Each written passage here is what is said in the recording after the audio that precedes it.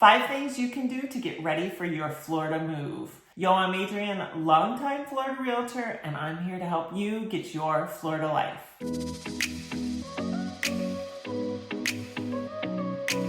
Happy Wednesday, everyone. If you're new here, new videos come out every Wednesday. You can subscribe to follow along. You can also book a call with me. You'll see a link in the pinned comment. You can book a call, a Zoom call. We can discuss your move, or you can sign up for my newsletter. Lots of things you can do around here. Today, we are talking about 5 things you can do to get ready for your Florida move. It happens to me a lot that I talk to somebody who is thinking of moving in 2 months, 3 months. They can't quite do it yet because they want a certain life event to happen. Maybe they need to sell their house. Maybe they have a couple of weddings coming up, but they're very eager. This is the next big thing on the horizon.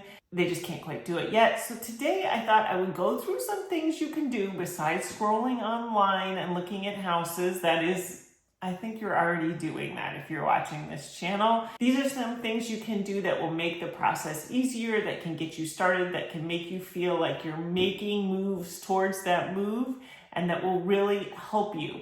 Often when we get to the point where people are really ready to buy that house, they're scrambling to get these things done. Whereas if you get them done, they're easy to get done early, and you will feel it will really help you. And I'll explain that as we go through them. Number 1, this is one of the biggest mistakes I see, especially second home buyers and people buying a retirement home. This is one of the biggest mistakes I see them do. And that's not getting a pre-approval or a proof of funds ready. I know a lot of you are saying, yeah, but I know I'm good for the loan. And I have to tell you, as an agent, I'm pretty confident you are too. I don't know you, but in the hundreds of homes that are second homes or retirement homes I've sold, I really don't have a lot of problems with people not qualifying for their loans. That is not a worry of mine. What happens though, you get to the point where you're ready to buy that home and you're scrambling trying to do all these things. You should know that sellers are almost always nervous. They always want to know that the deal is strong. They want to know that if they sign these contracts, that this is going to go through. A pre-approval or a proof of funds can show them that you are a good buyer and can really help your offer. It can save you money. Now, we're in a buyer's market right now. That means people are negotiating money off already. You might think, well, I'm going to get money off already. That could very well be in this market. But wouldn't you want every dollar you can get? When you present that offer with a good pre-approval, preferably from a local lender, you're ahead of the game. Besides all of that, when you get under contract, it is typical for our contracts to say you have to apply for your loan within 5 days. You also start to get inspections and all this stuff starts going on. So if you already have your pre-approval in line, it's very easy to start that loan process. You know who you're going to deal with. You're ahead of the game. So if you're sitting there thinking, in 3 months, we're going to buy a Florida house, now is the time. If you need lender recommendations, please reach out. You can shoot me a quick email. I will send you my lender recommendations, no problem. Number 2. Start throwing things away, start giving things away, start talking to who you think might take your stuff, especially those of you who are moving down here full time. It happens to me a lot where people start looking at houses and they are planning in every house where they're going to put stuff, and they realize when they start talking to each other, oh, we were going to bring that dining room table. I thought we were going to leave that. It makes the house shopping easier. You will buy the more correct size house. If you know generally what you're bringing and what you're not, a lot of people assume the kids might want to take something, and in my experience, the kids do not want to take as much as the parents think they might.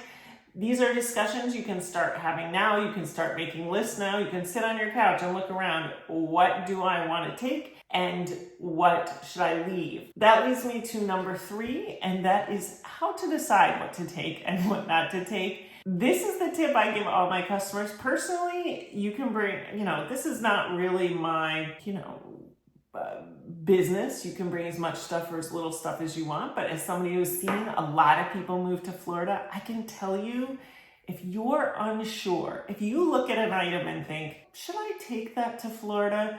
And you're doubting it, you probably shouldn't take it. There are things you look around your house and you say, oh my gosh, I love our bedroom set. I'm definitely taking that. Great, take it. I'm not here to tell you don't take things. I am telling you, when you get here, we get so much furniture moving in and out of the state. One, it's very easy, and from what I understand, much cheaper to buy furniture here than in other parts of the country. I have not shopped for furniture in other parts of the country in any recent times. So there's a lot of consignment. There's a lot of estate sales. You'll find estate sales with brand new furniture. People move down, they put stuff in, they never used it really. You can find anything down here. It's very hard to sell your stuff down here. Antiques, that kind of thing.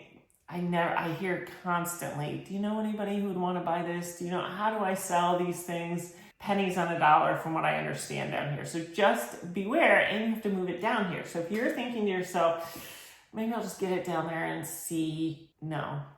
My advice is no. I'm in the real estate world. You can bring anything you want, but just know it's tough to get rid of down here. Number 4, if you need to sell a property to get down here, you should start talking to a realtor up north soon. It is very difficult. I don't believe I've seen in my entire career a deal go through that was contingent on the sale of a house where the house up north was not under contract, not just listed, under contract. It happens to me a lot that people call me up and want to make this contingency, but the problem is, because we get so many buyers from out of town, sellers typically don't want to make that deal. They don't know what the market is like where you're from. And you might say, yeah, but our house is up here, sell in 2 days. That could be true, but down here, we don't really know that. We don't have a feel for your market. So it's very hard to sell that to a seller. You want to get that ball rolling. You might not be ready to even list it if the houses where you are sell in 2 days. You may not want to put it on the market yet if you're 3 months out, but the more you get that ball rolling, if a house comes up here that you really love, you'll be able to get it listed faster, you'll be able to get it off the market faster, you'll be able to, then you can work that contingency on a lot of our houses. That works out very well once it's under contract. It kind of goes from you can't do it, or you can try it, but it doesn't go anywhere, to the flip side of, oh yeah, most sellers will take that if you have a good contract on your property now. Number 5, just like you want to reach out to a realtor up north, it is a good idea to start making connections down here as well. As I said, a local lender will help your offer, make it stronger, make the seller more tempted to take it. A good realtor down here will also help you. If you are thinking in the next 3-6 months you're ready to buy, go ahead and book a call with me. Let's get started so I can help you along the process.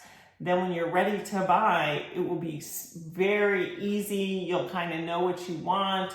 We will have it all set up for you. The earlier you get started, the easier it is. We may not talk every day.